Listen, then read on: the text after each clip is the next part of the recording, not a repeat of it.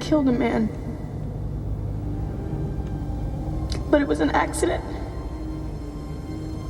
A terrible accident, and I've tried to get past it, but I can't.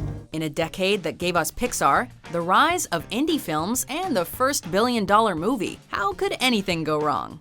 Dragon, cover the rear! But I've never fired a gun in my life! What the hell kind of criminal are you? A nice criminal! Welcome to WatchMojo.com, and today we're counting down our picks for the top 10 worst movies of the 1990s. We're not gonna fit, it's too tight! For this list, although we can all agree that there are different levels of bad, we'll be looking at North American big-budget studio productions. Watch the numbers, Batman, for they're the harbingers of your doom. Can you feel it coming? The icy cold of space.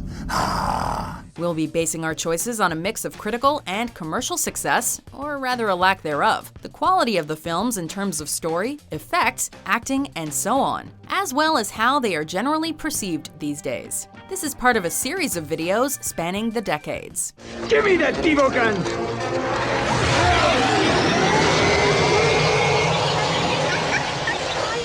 What is this?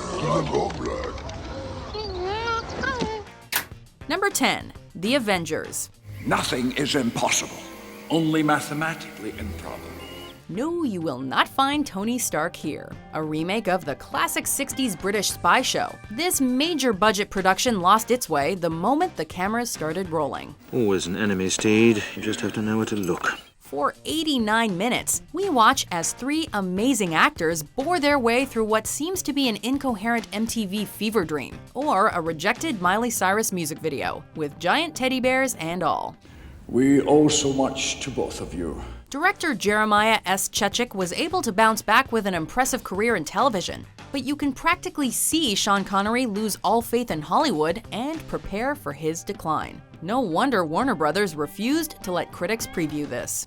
Don't wait for me. Perish the thought. Oh, just one thing. Good luck. Number 9. North. You got a lawyer? Why? Do I need one? North. This is America. Everyone needs a lawyer. Worst movie lists are usually riddled with remakes and sequels, but North, in all honesty, almost looked like heartfelt Forrest Gump-style Oscar bait. Just a little something to remember your old buddy Gabby by. Hope it brings you good luck.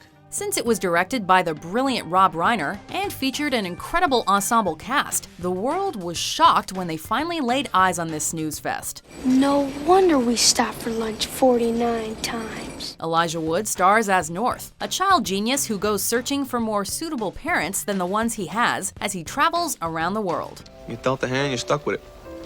It's not like baseball, where if you don't like the deal you have with one team, you can become a free agent and try to get a better deal with another team. Even with a $40 million budget, it was impossible to sit through such boring, forced humor, with each scene seemingly rushed and incomplete. Where the hell are my parents? North. Did you say the word hell? The summer's really broadened you. We can certainly see why one particular critic, quote, hated this movie. I hated this movie. Hated this movie. Hated it. Hated every simpering, stupid, vacant, audience-insulting moment of it. Number 8. Super Mario Brothers. Strap your belt on, kid.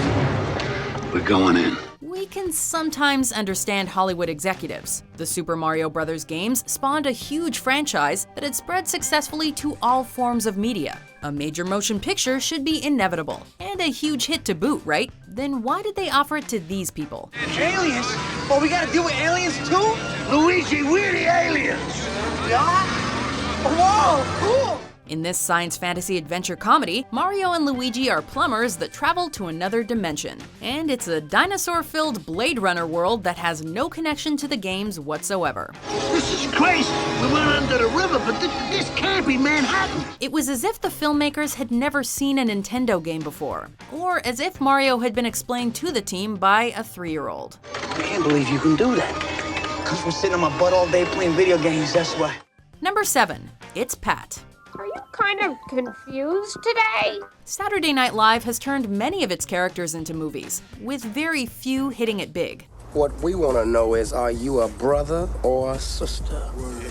Well, I'm an only child. After the success of the Wayne's World films, someone had the brilliant idea to turn Pat, one of the most annoying characters in SNL history, into a film star. I hopped aboard that bus knowing that I was on the road to fame and fortune. Maybe we can chuckle at a 2-minute sketch of the gender-ambiguous character, but 78 minutes of him or her? So I really thought it was important that I come by and tell you that I think I'm probably always going to love you, Pat. Well, then great! Then we have no problems then. No, Pat, what I'm trying to say is that I'm really sorry it didn't work out between us. Although Julia Sweeney starred in and co-wrote the film, she was always reluctant to bring Pat to the big screen. The camera really loves you. I mean, really loves you. Well, it's true, I've always been exceptionally photogenic. The film was such a box office disaster that it was pulled after its opening weekend. Thankfully. Quentin Tarantino's probably glad his screenwriting contribution went uncredited as well. That's right, I say that's life. Move on, accept. Number 6. Speed 2. Cruise Control. Abandoned ship for this? Take one of the biggest blockbuster action successes of recent memory. Remove the 2 best things about it, those being the bus and Keanu Reeves, of course, and what do you get? What the hell is going on? I don't know, sir. You get audiences wishing the bus had killed everyone in the first film. Oh, and let's throw a boat into the mix, 'cause why not? Nothing says thrilling like a slow-moving cruise ship. So who's ready to partay on the big boat besides me? Although Willem Dafoe was cheesy perfection as the villain. Annie! Come back, you stay with me! You're my hostage! And the final crash scene, which was the most expensive stunt to date, was phenomenal. It seems nobody ever forgave director Jan de Bont for this Speed sequel. Not even Hollywood. You don't even work on this ship! Oh God, I've been in worse situations than this and panicking does not help, trust me. Number 5. Kazaam. That's not a wish! That's an insult! After you see Shaquille O'Neal demonstrate his acting chops in this kid's flick, Michael Jordan's performance in Space Jam may start to look Oscar-worthy. Are you talking to me? Yeah, I'm talking to you. You want a piece of me? Come and get it. The only thing you need to know about Kazaam to make you run away in terror is that it's about a genie that comes out of a boombox. Hey! Don't turn your butt on me! I'm the man of the ages! Maybe the fantasy musical comedy is actually a metaphor for Shaq's terrible music career, and how it never should have been unleashed onto the world. And if you girls are hungry, let's green egg and ham it. The basketball player didn't learn his lesson with this box office bomb either, and he brought us the equally disastrous Steel a year later. You should always buckle up. Number 4. Batman and Robin. Let's kick some ice. What can be said about this film that hasn't already been said? Director Joel Schumacher almost destroyed an entire genre with this campy nightmare. I want a car. Chicks dig the car. This is why Superman works alone. Although the previous flick, Batman Forever, had its merits, it's almost blasphemous calling both of these movies sequels to the Tim Burton films that preceded them. I could have made that jump. And you could have splattered your brains all over the side of the building. It was as if the production team only watched the old 60s Batman show, took a lot of acid, and started filming. Allow me to break the ice. My name is Freeze. Learn it well, for it's the chilling sound of your doom.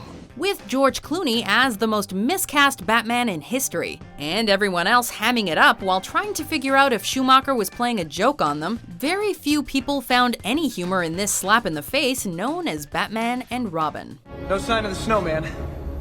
Maybe he melted. No, he's just hibernating. Number 3. Baby Geniuses. I think we've got company. It's shocking how a few toddlers can generate such hatred from audiences. Oh, really? With one single positive review on Rotten Tomatoes, Baby Geniuses is one of those comedic messes that completely embarrasses its major stars. You are entrusted with that knowledge and the responsibility that goes with it. And you have failed that responsibility. It features Christopher Lloyd and Kathleen Turner as scientists who experiment on babies because they think their babbling is a form of genius baby language we cannot decipher. After checking several hundred languages, we found out they are writing the ancient and forgotten language of cuneiform. Not only do these babies speak their own language, they understand all others. Its modest box office return incomprehensibly inspired a sequel and a virtually unseen TV series. It also inspired us to shield our eyes for good. Bobbin's World will be the McDonald's of daycare. Great. We'll be known as McBaby. Number 2. Highlander 2. The Quickening. Enough of this useless banter. I shall be on my way and leave you to converse with your scum. Our runner-up is so notoriously hated by Highlander fans that the filmmakers have tried to recut it over the years multiple times. Call that a major apology. Ashes to ashes, dust to dust. If you don't take it out and use it, it's going to rust. The film is riddled with so many continuity errors, no logical connection to the previous film, and countless awkward comedic moments featuring Sean Connery that we forget we're supposed to be watching a sci-fi action flick about immortals chasing each other through time. There is nothing like a challenge to bring out the best in man. It's like seeing Gandalf stopping to get a makeover. The director himself walked out after the first 15 minutes of the premiere, and they expected us to watch it? You created that monstrosity? Why?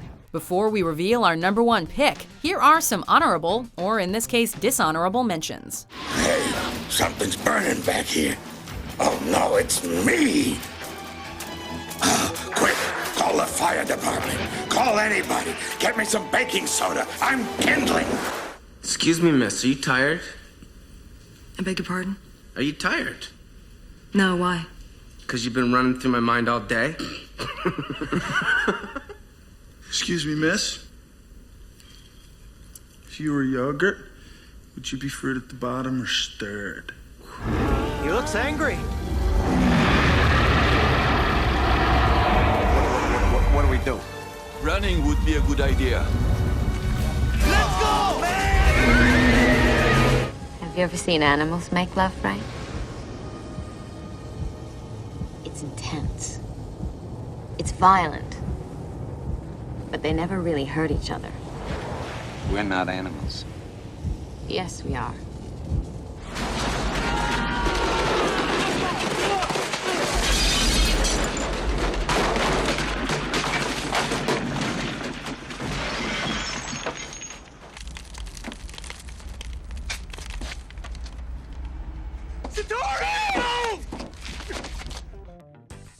Number 1. Mortal Kombat: Annihilation. Brother. You're alive.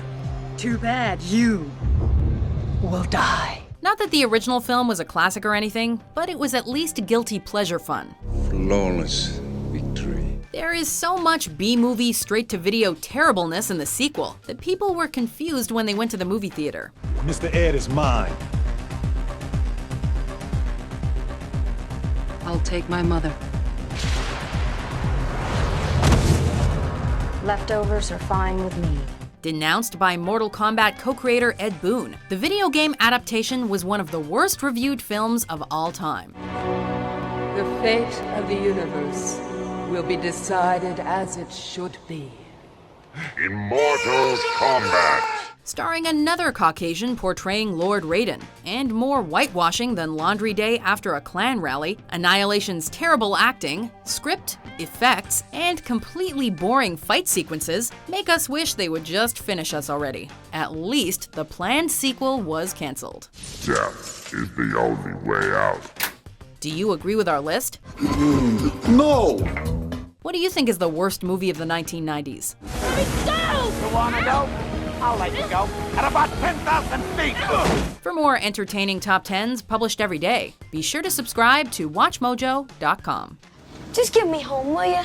Well, you absolutely positively have to be home by tomorrow morning. You've come to the right truck. Man, you don't let up for a second, do ya?